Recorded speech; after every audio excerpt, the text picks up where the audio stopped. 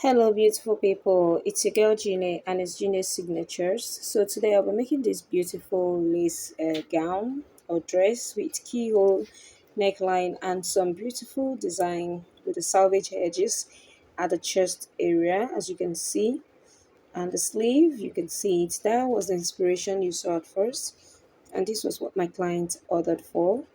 Now you can use any camisole of your choice, any color of your choice to rock this beautiful piece. So, if this is what you're interested in, please sit back, relax, and enjoy it. And don't forget to subscribe, don't forget to like, and don't forget to share as you watch.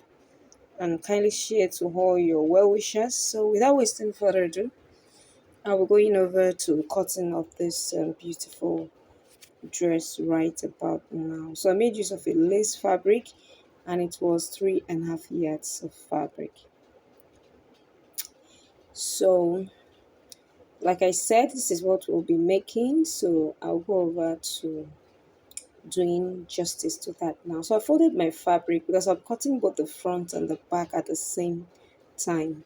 So I folded my fabric into two, and then for the back piece I added 1 inch for my zipper allowance. So I'm going to get my client's shoulder measurement divided by 2, come down by 1 inch for the slope, and then get my armhole depth. So I'll just connect all that like so. So I'll not be using my pattern master because this lace is not, I can't use it. I don't know how to explain it, but you know the way laces are, they are not smooth, so it's not working easy for me. So I'll be making most use of my freehand most of the tutorials. So I divided the bust measurement by 4, and right there I'm marking the bust measurement, and then I added 2 inches sewing allowances. Now, if you're dividing your bust by 4, you can add half an inch or 1 inch for it to be a little bit free if you don't want it too tight around the chest area.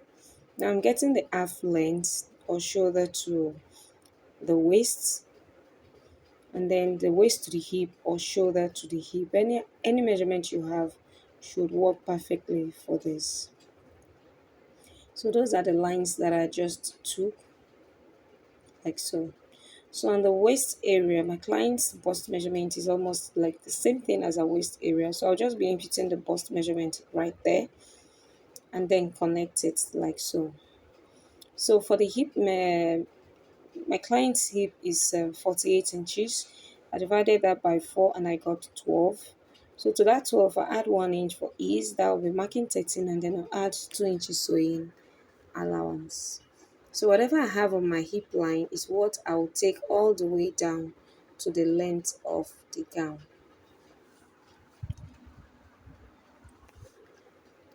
Yes, lest I forget.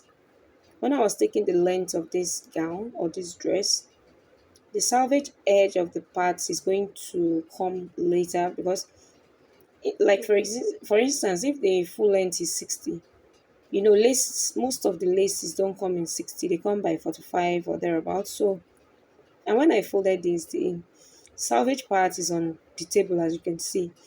So later, when I was getting my full length, I got about 50, 52 or thereabouts. So in order to make up for the length, I didn't get up to 52, no. I got up about probably 40 something. So when I want to make up for the length, I'm going to be using the salvage part of this lace to make up for the length of the gown. I believe you understand me.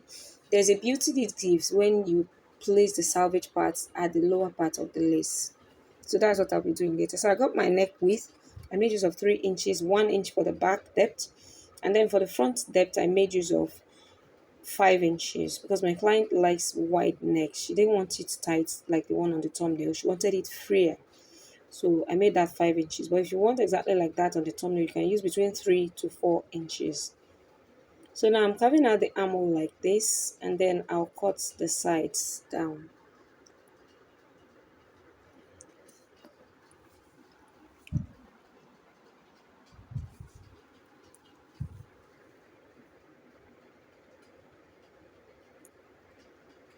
It's thick, so I'm just taking my time to cut through this, and I know that this scissors is going to be suffering at the end of this all because lace kills scissors fast.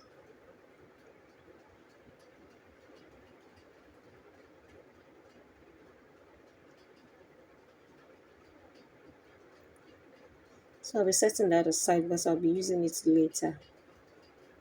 So I'll just give my zip allowance a bulge, and then I'll slant at about half an inch for the bulginess of the zip at the back.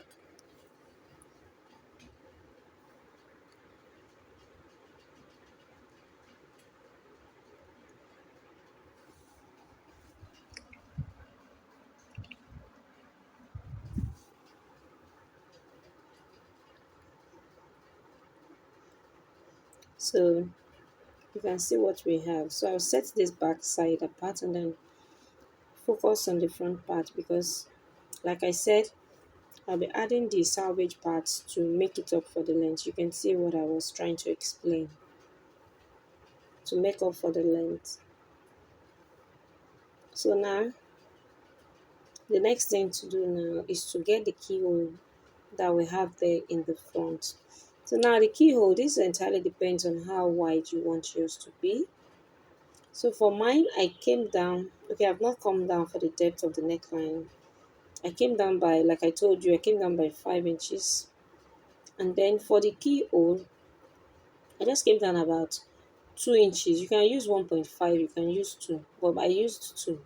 And then I curved it out like this. So I'll cut out the main neckline first, like the round neckline first, and then I'll go ahead to cut out the keyhole. Let me just show you. So you can see the keyhole 2 inches and then curve it out like that. I believe you understand what I just explained. If you didn't understand, please kindly rewind and then rewatch. So I've cut out the keyhole, and when we open it up, this is what you should be having. Don't worry about that. When you use your bias, it's going to be locking up together like so. So now I've finished cutting this. So my client is going to be using a camisole to wear this, so I don't need to line it, I don't need to lace it or anything. I decided to increase the depth of the neckline by about half an inch again because I was not okay with the shape I got. So now this is what we have. So you can see by the time you finish sewing it, let me quickly go ahead and use bias to turn the neckline and then turn the keyhole area with a bias as well. So I've gone ahead to do this. Like I told you, you can see I've used bias to turn the neckline and turn the keyhole, and this is how it came out looking, and I've given it a very good press here. So I've done that. So the next thing to do is to do this beautiful design that we have around the chest area.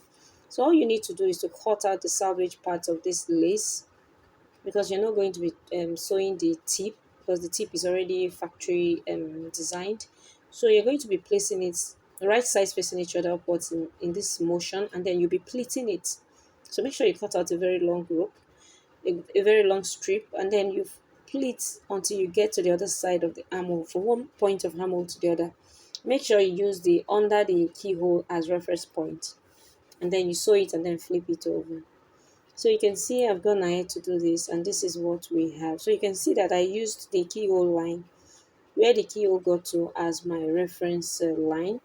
So I was able to sew it all through, and then I gave this a very good press.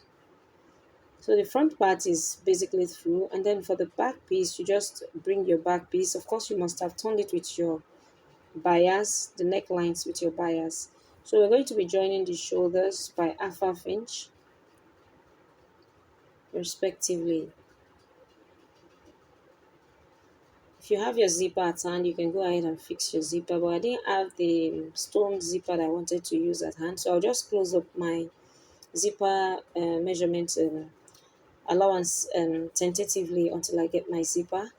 And so I've gone ahead to close out my client's normal waistline and remove the sewing allowances. And the next thing for us to do now is to cut out our sleeves. So you can see the back. I've gone ahead to give it a very good press. So now I'll set this aside so that we can cut out our sleeves. So at the lower part, you can see that I've ended up adding the salvage part, and this gave it a very beautiful look. So now the next thing to do now is to cut out our sleeve. My client's fabric was not enough to make the length for that, but I had to improvise by using the length that I have. So now after cutting out your basic sleeve, because this is just a basic sleeve, the only thing needed is that the round sleeve should be wide, as if you're cutting an A-shaped sleeve. And then at the middle part like that, you just go up by about 3 or 4 inches to give it a bit of a slant. So you can see what I'm doing, just to give it like a slant look, you can see. So make sure the round sleeve is A-shaped, not like getting your round sleeve and measuring it. No, you don't need that. Let it just be free.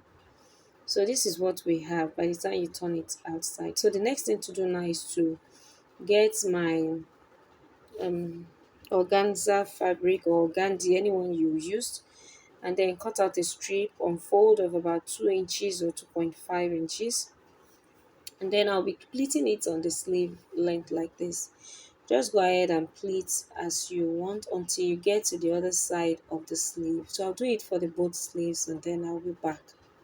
So I've gone ahead to do that, and this is what we have. So you can see the sleeves is looking very beautiful, and I've equally gone ahead to give it a very good press. So all I need to do now is to just go ahead and then attach it to the dress.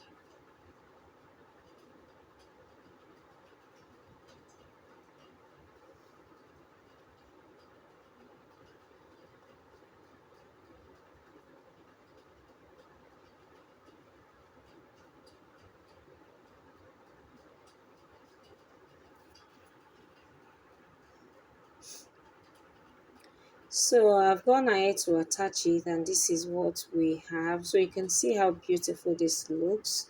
So you can see the sleeves, and then it's looking very beautiful, and then the keyhole line is very beautiful. So I've now attached my zipper here. I'll go ahead and attach it, and this is what we came out with. Thank you all, and God bless you. See you on my next tutorials. Genius Signatures. Bye.